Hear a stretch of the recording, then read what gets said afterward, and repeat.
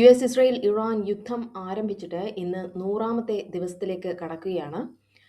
Hormuz കടലിടുക്കിലെ ഗതാഗതത്തിന് ഭീഷണി ഉയർത്തിയ ഇറാന്റെ 2 ഡ്രോണുകൾ യുണൈറ്റഡ് സ്റ്റേറ്റ്സ് മിലിറ്ററി വെടിവെച്ചിട്ടു.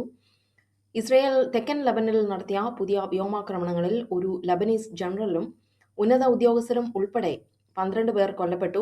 ലബനൻ തലസ്ഥാനമായ ബെയ്റൂട്ടിനെ ലക്ഷ്യമിട്ട് ഇസ്രയേൽ വീണ്ടും വ്യോമാക്രമണം നടത്തുമെന്ന മുന്നറിയിപ്പുകളെ തുടർന്ന് നഗരത്തിൽ നിന്ന് ജനങ്ങൾ കൂട്ടത്തോടെ പലായനം ചെയ്യുകയാണ്.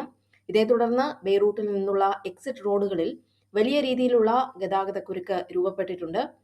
കഴിഞ്ഞ ദിവസം തങ്ങളുടെ ലോകകപ്പ് ടീമിന്റെ സപ്പോർട്ട് സ്റ്റാഫിൽപ്പെട്ട ചിലർക്ക് വിസ നൽകാത്തതിൽ ഇറാൻ അമേരിക്കയ്ക്കെതിരെ രൂക്ഷമായ ഭാഷയിൽ രംഗത്തെത്തിയിരുന്നു.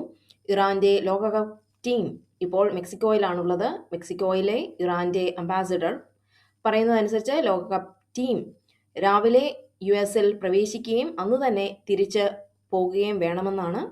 ലോസ് ആഞ്ചൽസിൽ 2ഉം സിയാറ്റിൽ 1 ഉൾപ്പെടെ 3 മത്സരങ്ങളാണ് ഇറാൻ ടീം അമേരിക്കയിൽ കളിക്കാൻ നിശ്ചയിച്ചിരിക്കുന്നത്.